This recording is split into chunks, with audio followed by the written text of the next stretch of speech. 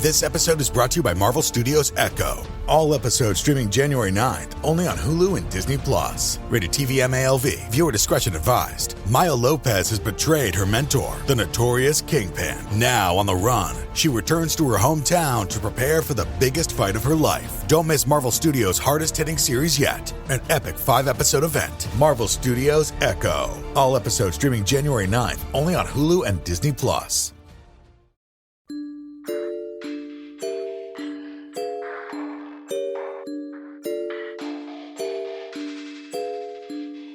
Hello, and welcome to Scare You to Sleep.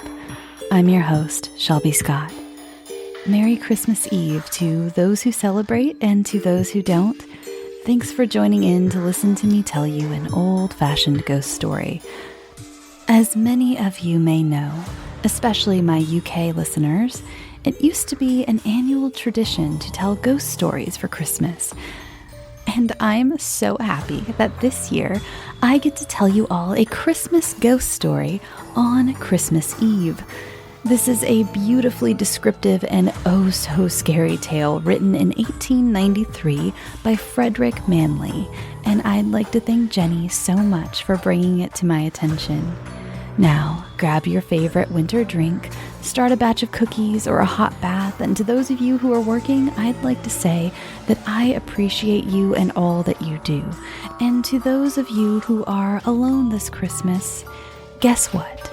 No, you're not, because I'm right there with you, and I'm about to talk for about 50 minutes without letting you get a word in. You can tell everyone your friend Shelby joined you for the holidays, and boy is she a talker. Now, let's get on with it, shall we? I present to you the Ghost of the Crossroads.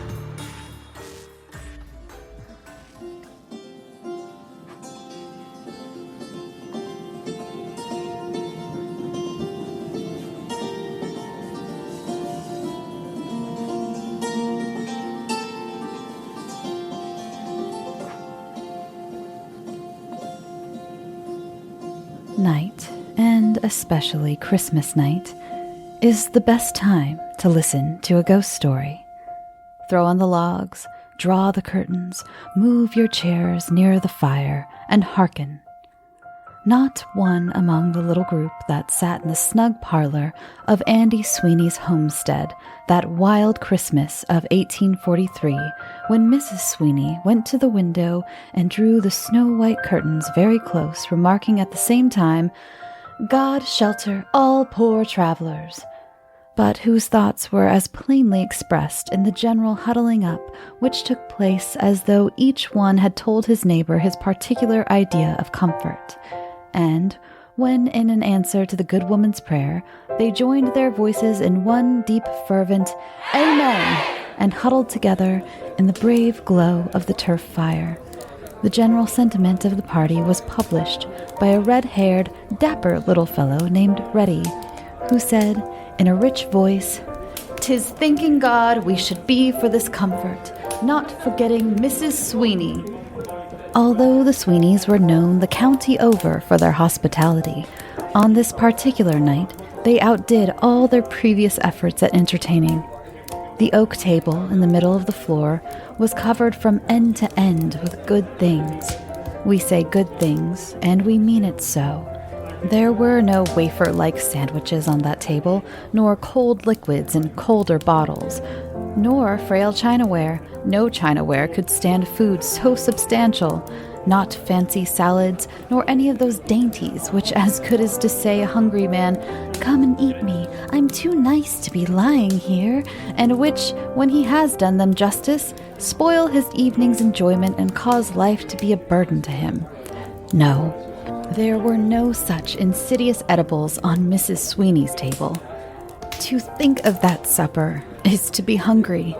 Hills of potatoes, all in their coats on account of the severe weather, lakes of soup, mountains of roast beef, with goose and turkey in the valleys between, pigeons imprisoned in cells of crust, in which were little slits like loopholes, through which the inmates might peep. Indeed, one brave bird that, we dare say, had become alarmed at the great number of diners, was attempting to escape, and actually succeeded in getting a leg through the bars, where he stuck and became discouraged. Mounds of bread and butter, the whole Pie family, from plebeian Apple to rich Mrs. Mince, were there in their crusty suits. The table mumbled and groaned, but who cared for the table's sorrows? In truth, who could think of anything but gladness in that home of light and joy on that frozen night? Outside, the storm raged. The country around, a bleak stretch of moorland, was buried deep in snow. The winds had been busy, and many were the quaint mansions they had built, and strange and weird were the changes they had wrought. The signpost at the 4 crossroads, a most commonplace affair in clear weather, was now a terrible monster with 4 hideous arms that were thrust out to seize the belated traveler. All traces of the road were lost, and it would have gone hard with a stranger had he been caught in the storm that December night. Derry Goland in King's County, Ireland, is so drear and wild that the destroying elements have made it their meeting place. Here the winds gather and plan their courses. Here they start from, and to this place they return. Any winter's night you may hear them. At first, they whisper among themselves as they map out their ways. Then may be heard deep murmurs, angry murmurs, shaking the boughs as though the Storm King had given out orders which they did not like. How the Storm King hated Andy Sweeney's snug home and the cheerful light shining from the windows, throwing a golden pathway into the night. More turf for the fire. Everyone has a glass of steaming punch in his hand. Everyone's face is lighted with love and radiant with joy. Everyone toasts everyone, sings merry songs, dances with his sweetheart, or makes love to her in some shady corner, while the aged everyones make matches for their boys and girls, and the blind fiddler plays away for dear life. The flames grow brighter as the storm without increases in violence. The punch glows a deeper red and sparkles as with delight. The old clock in the corner has a drowsier tick, and is at peace with the world. For the jolly round face on its dial smiles on the scene, and even the table, forgetful of its complaints, has ceased to groan. In short, there never was a happier home. There never were such music and such punch as Mrs. Sweeney's, nor jollier souls to drink it. The floor had just been cleared for dancing, and the fun was at its height, when out in the storm, seeming far away, there rose a cry. A terrible cry. A cry that spoke the anguish of a soul. Those within were silent, and listened with blanched faces to that cry without. "God save us!" cried Andy. "What was that?" "The Lord Bethune us and all harm! It was the Banshee's cry!" At this name, so fearful to an Irish ear, the children ran to their mothers and buried their little heads. Wives clung to their husbands, sweethearts to their sturdy lovers, and all waited anxiously for a repetition of the cry. Then something happened, which caused all hearts to stand still, and sent the cold blood rushing down the back. It was a human voice, calling aloud for help. Soon, after the crunch of flying feet was heard, they came nearer and nearer. "Open the door! Fling it wide!" cried Andy. Willing hands soon had a broad pathway of firelight streaming from the doorway. The storm rushed in and scattered the turf and tore pictures from their places and made sad havoc with everything. But no one cared. No one noticed it. All eyes were watching a man who came flying towards the house. For though it was a blustering night, the moon peeped at intervals through the storm-rift clouds, casting a ghostly light. And now it shone down upon this figure that sped to the door and cried in a voice made weak by fear and running, "Save me!" Then tottered across the threshold and fell prone upon the sanded floor. Andy Sweeney turned quickly to the door, and, listening, peered long and searchingly into the darkness. At last he cried out, "Who's there?" The only answer was the soughing of the wind across the moor, and a gruesome answer it was. "Who's there?" asked Andy again. "Sure, no van Avik," returned his wife. "Shut the door and be icy." Andy cast a rueful backward glance at the door as Mrs. Sweeney led him away from it. "Look at the poor man, for instance." The poor man before the fire was unconscious. One motherly body was chafing his cold hands, another was bathing his forehead with punch she had seized in her hurry instead of water, and yet another was forcing the steaming liquor between his clenched teeth. He was a boy almost, whose age might have been guessed as 20, and guessed correctly. That he was a stranger in Derrygoland was easily discovered, for the suit he wore was made of fine cloth and cut in the most approved style. Fashionable clothes were as common in Derrygoland as bears, and there wasn't a bear in the county. A silk-lined cloak, thrown back from his broad shoulders, disclosed a sparkling gem that winked and blinked at the firelight, as though the sudden brilliancy was too much to stand. His features, although well-formed and regular, had a suggestion of weakness in them, especially the chin and the mouth, which lacked firmness and wore a smiling expression of gentleness. The people immediately divined that a gentleman, presumably an Englishman, judging from his dress, had fallen among them, and they went to work on him as though he were the dearest friend of each man who bent over him, or the husband or brother or sweetheart of each good woman who carried pillows for the weary head and brought a glow of life into the pale face.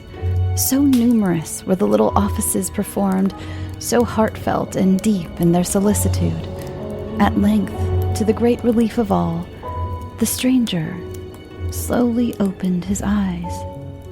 "Here ye are, sir, safe and sound," cried an old woman cheeringly.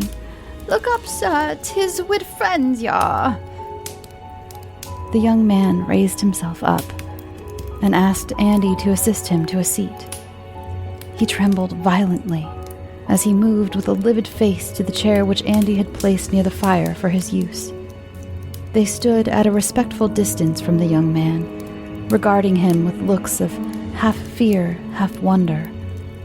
As the moments passed, he seemed to grow stronger, and presently he raised his head from his breast, in which position he had been gazing intently at the fire, and asked whether anyone believed in ghosts. "Ghosts, Your Honor?" "Ghosts. We do, Your Honor," chimed in an old woman.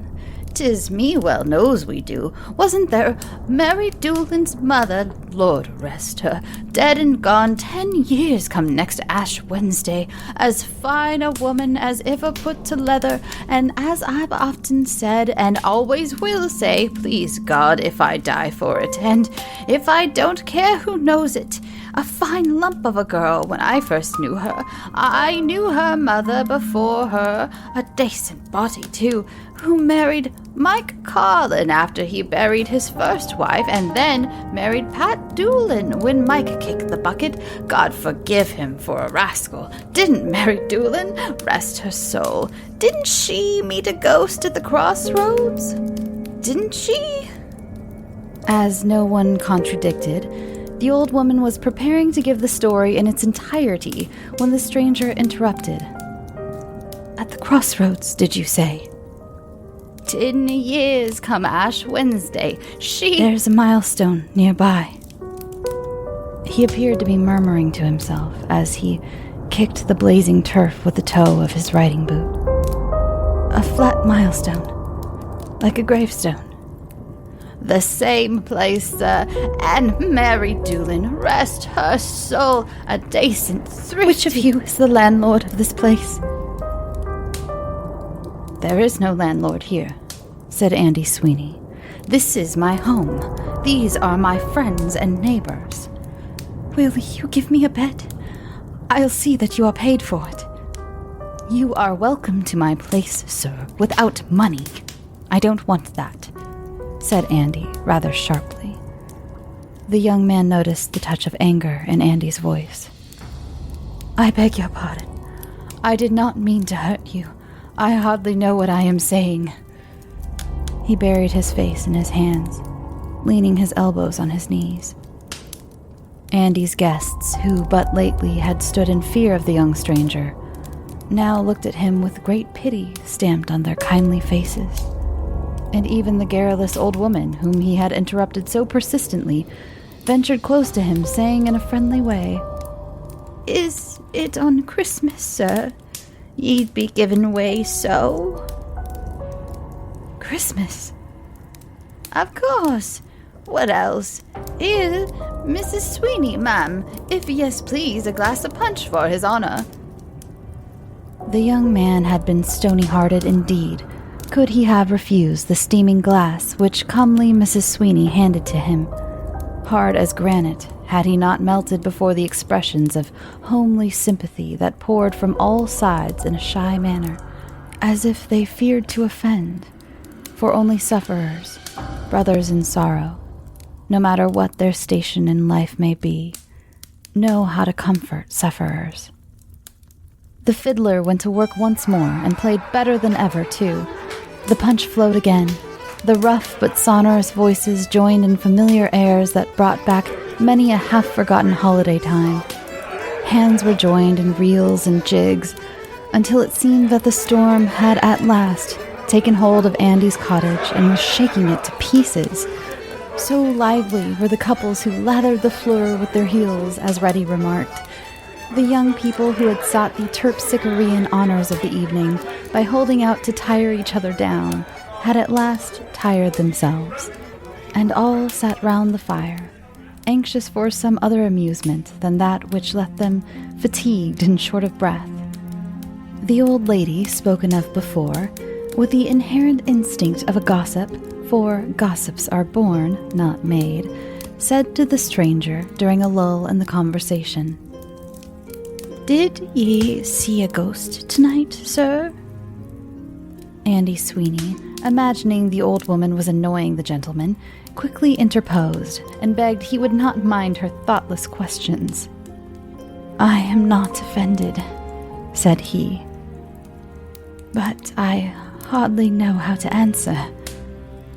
Who was it that chased you when you came running here, screaming for help?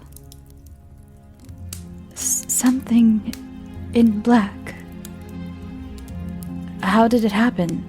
You must pardon the question, sir, but as this is Christmas night, and knowing it is a time for great freedom, I thought you might be good enough to tell us all about it, sir, asking pardon once again if I've offended you. Andy Sweeney, like most men of ordinary intelligence and education among the Irish peasantry, had the reputation of being a foine speaker and a schmott man, and when he had finished his tentative address, his guests winked and nodded among themselves to express their great admiration, and Reddy even went so far as to say, There's for you. It's all very strange, to be sure, said the gentleman. Then he added, with a little forced laugh that would hardly come from a person whose nerves were in good condition, I will tell you all what happened. At these words, which promised the glorious entertainment always to be had from a ghost story, more especially when you sit in the midst of friends before a roaring, crackling fire with a sparkling punch in your hand, listen to the storm that rattles the windows and doors and hurls the snow down the broad chimney, hissing into the fire, as if it hated to see you so snug and was determined to extinguish the cheerful blaze. It is then your mind wanders over dolorous, wind-swept moors, trudges along the bleak path on the hillside, struggles with the storm on the highway, where every white-robed tree is a phantom, and every rock a hiding place of robbers and hideous somethings that await your approach and crouch in readiness to spring upon you. Now every inoffensive oak is a terrible Briareus, stretching out its gaunt arms to seize you. Now you feel certain a thing is dogging your footsteps while you fear to look behind, knowing that you would encounter its awful glance and be struck dead that instant, until the fancy becomes so strong that you break into a trot, from that to a run, and finally, with its footsteps but a few yards behind and gaining with every stride, coming so close you can feel its breath over your shoulder, your run quickens, faster, faster yet, till it ends in a wild flight while you see nothing, think of nothing but it, and only stay the mad chase when the ruddy lights from some cottage window tell you that men, fellow creatures, people of flesh and blood, are within hailing distance. Now the fear, which up to this moment has paralyzed your tongue, comes forth in one scream that startles the quiet villager and brings him, candle in hand, to his door, where he finds you stretched insensible upon the snow, and whence he carries you to his blazing turf fire, beside which you slowly regain your senses, thanking Providence you are saved.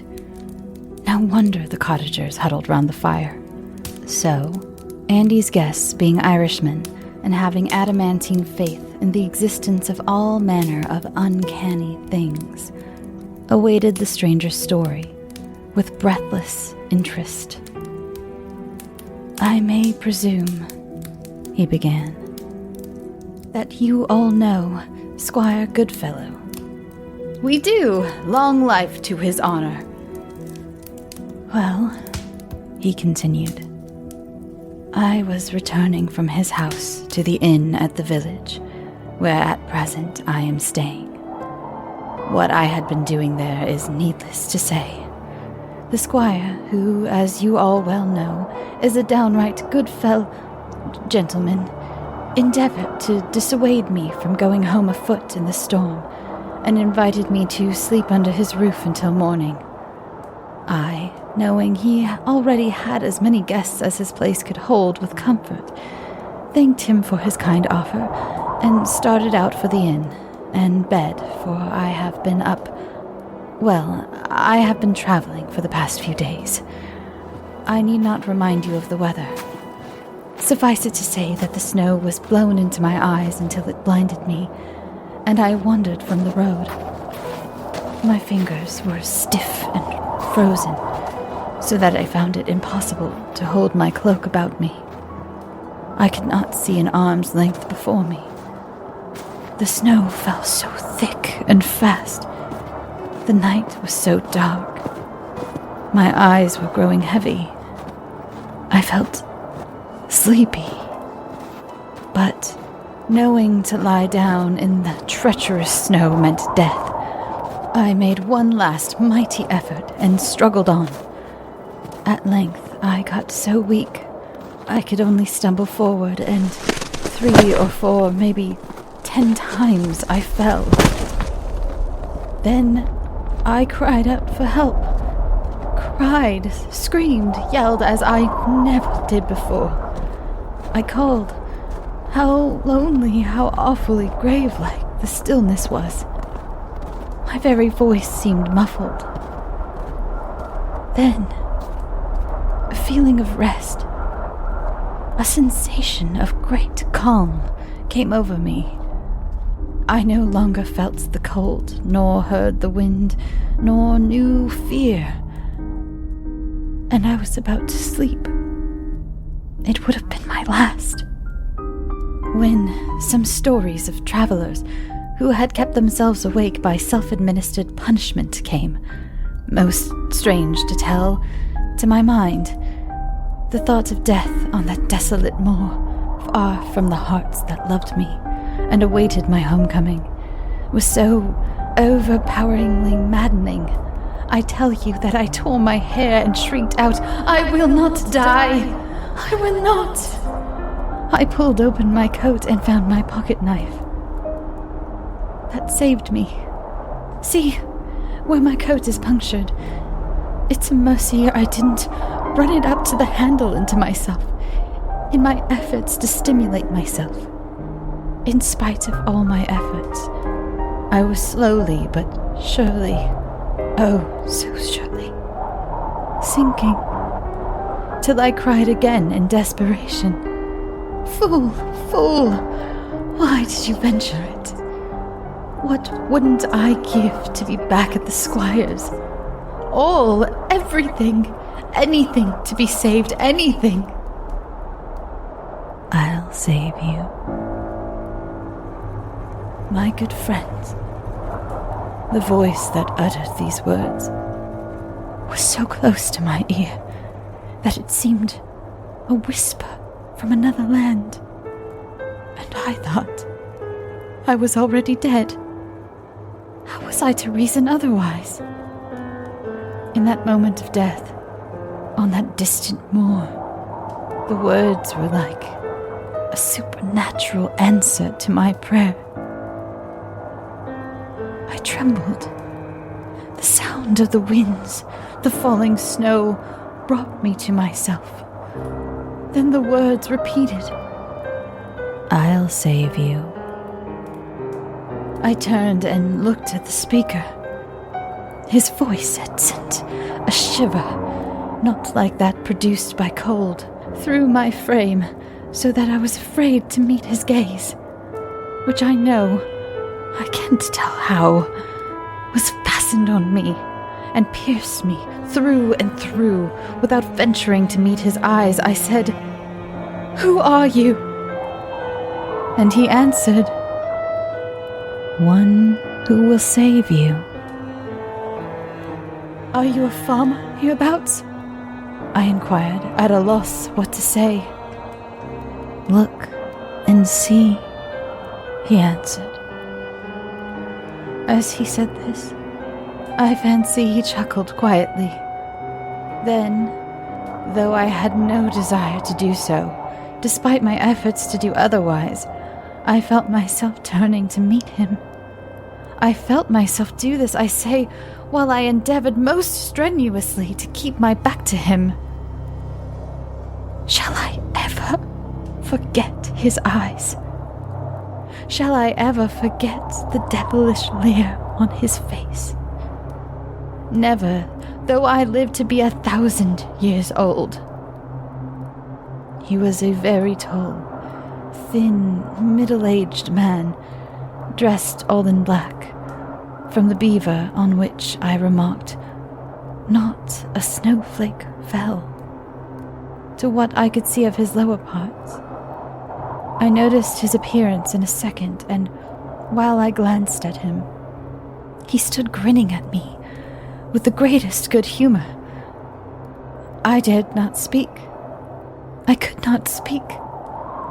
It was he who broke the silence, asking me in a very deep, musical voice whether he resembled a farmer. I admitted that there wasn't the faintest analogy, wishing deep down in my heart that there had been. You must not think I was frightened, for I wasn't. The place, the hour, the solitude, his sudden appearance, cast a sort of spell over me, and it was only by the putting forth of all my remaining strength that I had the heart to ask him to put me on the right path for home. "I will do so with pleasure," said he. I thanked him for his kindness, and off we started. He was so very affable, telling humorous stories to shorten our hard tramp, so extremely anxious regarding my comfort, so persistent in his efforts to please, and so polished and gentlemanly withal, that gradually I came to look upon him with less distaste, and before the crossroads were reached, was actually exchanging addresses with him, verbally of course, We had been speaking of the many ways which men have of amusing themselves, and I confessed that I was partial to card-playing as a pastime. He assured me that it was his greatest pleasure. At length we came to the weird-looking post which stands at the crossroads, pointing its long fingers in every direction in a most confusing manner. From that point, my road was clear. Now, said I to myself, to bid him good night, and I proceeded to do so, holding out my hand and saying, 1,000 thanks for your timely assistance, a safe journey, and goodbye. He did not seem to notice my outstretched hand, but looked into my face with a steady, fascinating stare, for all the world like a snake trying to fix its prey. At this point, the auditors gave vent to so many cries of surprise and fear that the narrator was forced to stop and wait until they became calm again. "We may never see each other again," I returned, though why I spoke those words is a mystery. They invited conversation, and, knowing this, I could have torn out my tongue with rage at my thoughtlessness. "Oh," he said, "we shall surely meet once more, where there shall be neither snow nor frost, wind nor rain." I proffered my hand a second time, thinking he might not have seen it before, the night being so pitch black, and I repeated my thanks and adieus. "Do you really wish to thank me for whatever small service I have been to you?" he asked. "If it be in my power to do so," I said. "The simplest thing in the world," he answered. "What is it?" I inquired. "Do you see this milestone?" said he, pointing towards a white mound. "I see something," was my reply. "It is a milestone." And as he spoke, he brushed away the snow, disclosing the long, flat slab beneath.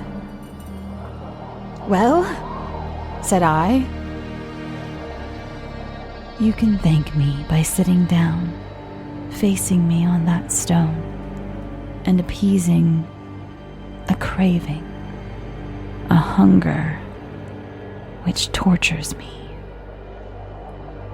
By this time, as you may well suppose, I had grown very suspicious, and, feeling certain that I had fallen in with a highwayman whose dark purpose was to murder me for my money and jewelry, I determined to act with great circumspection, to humor his every whim until a suitable opportunity of escape presented itself. Accordingly, I sat down on one end of the wet slab and said to him in a voice which I endeavored to make cheerful, "Here I am." His grim words, appeasing a craving, a hunger, kept me from being at all cheerful, for I anticipated being eaten alive. I put the best face I could on the matter, assuring myself that it was better and more manly to die fighting than to sit down and calmly consent to be metamorphosed into a midnight supper for the pleasure of the gentleman in black. And reasoning thus, I felt for my knife, my only means of defense. I opened the largest blade and waited for him.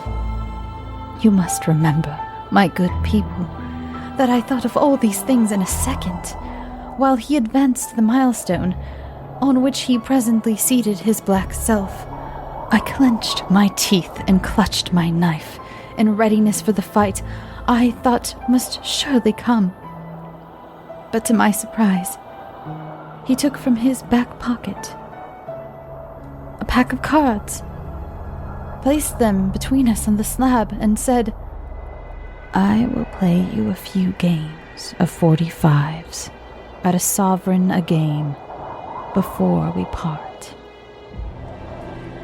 Is this the craving you spoke of? This the hunger you must satisfy? I asked him, almost too bewildered to articulate. This, he answered slowly, is the first tool with which I worked my own ruin. Since I first had being, I have craved to win for myself all things which belong to others. The spirit of gaming was made part of me.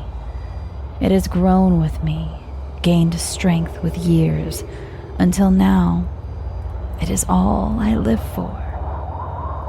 I began at an early age by wagering with another that the darker cloud of the two which went sailing by in the heavens would disappear before the lighter one. He with whom I wagered won. Then, to regain what I had lost, I doubled the amount. I forget the subject of our bet. I lost again. I went on doubling and trebling, losing and winning alternately, until at last I found I was ruined. Then, indeed, I became desperate. Then was my whole mind given to the devising of schemes by which I was to recuperate my losses. I borrowed, I begged, I did everything to secure the necessary means wherewith to gamble. I have since gone on, sometimes living in luxury, sometimes in the most wretched penury, now sipping rich wine, again parching for a draught of clear water. Today the guest of princes and lords, tomorrow the companion of filthy mendicants. But why waste time? Why tell you all this? Enough that last night I was lucky. I have money. On the way here you confessed a love of cards. Come, we will play. These are his words as well as I can remember them. You may laugh at me when I tell you that when he had finished speaking, I was seized with a desire to gamble and win the money he had mentioned. And there, on that wet milestone, in the dark night, with a storm raging round us, I began to play 45s for a sovereign a corner, with all the nonchalance and little amenities on his part, which we observe when ladies and gentlemen play a rubber in the snug corner of a well-lighted parlor. I groped for the cards and cut them. He dealt. I picked up my 5. Look here, sir. I can't tell what I'm holding. It's too dark, I cried. Wait, said he. With that, his hand went down into the mysterious black pocket, and shortly afterwards, I heard a rattle as of iron. God bless us! Ejaculated the listeners. Then, continued the young man, I heard a scratching. A light spluttered and hissed, and before I could make out what he was about, a lighted lantern was casting a broad glow of light on the slab and extending a few yards round it till it melted into the blackness beyond. My wonderment was momentary only. My nature seemed to have undergone some startling change, for I thought of nothing, forgot everything. My late suffering, the desolate place, the hour, the cold that had been but lately turning my fingers to stone, my mysterious companion, all save there was a small heap of gold near the stranger. 2 golden coins in the middle of the slab, and that I was to gamble and win. The first game I won, the second too. In the third I was successful. Luck continued to be with me, and I was quickly transferring the heap of gold to my corner of the slab. Up to this, neither of us had spoken, but when I had taken all but a few pieces from him, he remarked, "You play a shrewd game." "Thank you, sir," said I. After that, we went on playing in silence. My luck was changing. I lost repeatedly, and when we had played several hands, he succeeded in getting the gold back to his end, with 5 pounds of mine along with it. This angered me, and I proposed that we should raise the stakes and play for 2 pounds a side. He was quite agreeable. I lost another 5. Then I said we had better play for 6 pounds each hand. Still, I was unsuccessful. Still, he drew my money to his end, until the last piece of gold, having been swept into his pile. We played for half-crowns, then for shillings, then for sixpences, and at last I had only a few coppers at stake. The cards were given out. Eagerly, I grasped mine, with the hope of holding the better hand. Alas, it was worthless. He won. Every farthing of 200 pounds was gone, and I was constrained to tell him I could play no longer. "Tut, man," said he. "The game is young." "Yes," I answered despondently. "But my last penny is lost, and there's nothing left." "Then I'll tell you what I'll do," said he. "I am anything but a bad man, so I'll give you a chance of getting your money back." "You will?" cried I, delighted. "I will," he replied. "What would you say if I were to wager all I have here?" He pushed the glittering pieces forward. "And all I have here," taking a bag from his black pocket and emptying its golden contents on the slab. "But I will be the victor in 2 games out of 3. "You would be very magnanimous," I returned, burning to hear the conditions. "But I have absolutely nothing left." "You have your word." "What do you mean?" I cried. "I mean that if you will pledge me your word to serve me hereafter at any time I may chance to call upon you, I will wager my gold against your word. If I lose, the gold is yours, all of it, every bright sovereign. And you may take back your vow, too." As he spoke, he leaned forward, took the gold in his hand, letting it slip through his fingers in a sheeny, clinking stream. I did not hesitate to consider the import of his dreadful propositions. Gold I must have, not for its own sake, not because I am avaricious, simply because I hunger to gamble. "It's a bargain," I said. "Then repeat these words after me," he commanded. "I swear." He dictated, and I repeated, word after word to the end. "I swear to be the servant of this man from this hour unto the end of time, to renounce all other masters, and to serve him faithfully and well in all that he may command." I could hardly wait for him to finish, so eager was I to resume the play. Once more we seated ourselves on the milestone. Again the cards were dealt out, and the strangest game, that ever men played was begun. I won on the first hand. The cards came round a second time. He won, a game for each. Then I prepared myself for the last, the great struggle.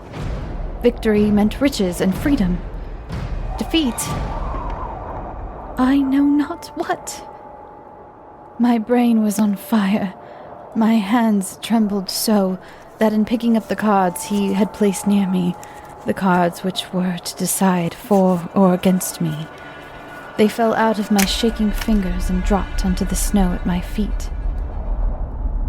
Here the speaker faltered and appeared reluctant to proceed. My good people, when just as my fingers were about to fasten on the cards, my eye saw something that caused my blood to turn as cold as the snow on the ground. Something that took from me the power to move, to speak, that petrified me and left me gazing at it like a statue. Think of being alone with that man out in the snow, away from all help, in a place seemingly deserted by its maker, and shudder to dream of what I saw, of it. He shuddered even then, even as he sat in the midst of Andy's guests, in Andy's cheerful parlor. But surely he is not to be termed a coward when we know that the cottagers at this point of the recital turned their heads and cast many uneasy glances towards the door, drawing close to the fire as they did so. I was telling you I was rooted to my seat. No wonder. Before me, with sickly light from the lantern shining right down upon it, was a cloven hoof. A cloven hoof! The devil! Cried everybody. I closed my eyes, thinking I was dreaming. But no, for when I opened them, there was the cursed hoof before me. Lord save us! Then the awfulness of the compact I had made came to mind with terrible force. I was bartering my soul for gold. Now I see that Providence watched over me, for it was the thought of what I was doing that caused me to leap to my feet with a cry for help and run, with feet winged with fear, away from that thing. Every moment I expected to feel his hand on my shoulder, to be dragged back to that hellish game of cards, at which my soul would be lost to it. To the thing in black. You must have heard my screams, for as I ran I saw, and how I thanked God for it, I saw a stream of glorious light burst into the blackness. It gave new courage to my heart and new strength to my limbs. After that, I remember nothing. I suppose I became unconscious. The rest you already know. And believe me when I say it, I cannot easily forget your prompt assistance and heartfelt sympathy. I have finished. With the stranger's adventure and all its hideous details fresh within the mind of every man, woman, and child present, the very idea of leaving that hospitable roof was thrilling in itself. So motherly, Mrs. Sweeney found resting places for the women and children, while the men slept on improvised beds of chairs and tables, the greater part of them lying on the floor before the fire. The stranger retired shortly after he had concluded his story, and it was not long until the Sweeney household was asleep and snoring. To the reader, if you doubt any part of this narrative, you may visit Mrs. Sweeney and have it from her lips. Ask anyone in Derrygolan, Kings County, Ireland, the whereabouts of Andy Sweeney's house, and you will be sure to find it. There were some cynics who said that the young man had been drinking freely at the Squire's, had lost considerable money at playing cards, had wandered from the Squire's in a maudlin state, had rested on the milestone and dreamed about the man in black, and that the only devil he saw was a creature of his drunken fancy, generally termed a blue devil.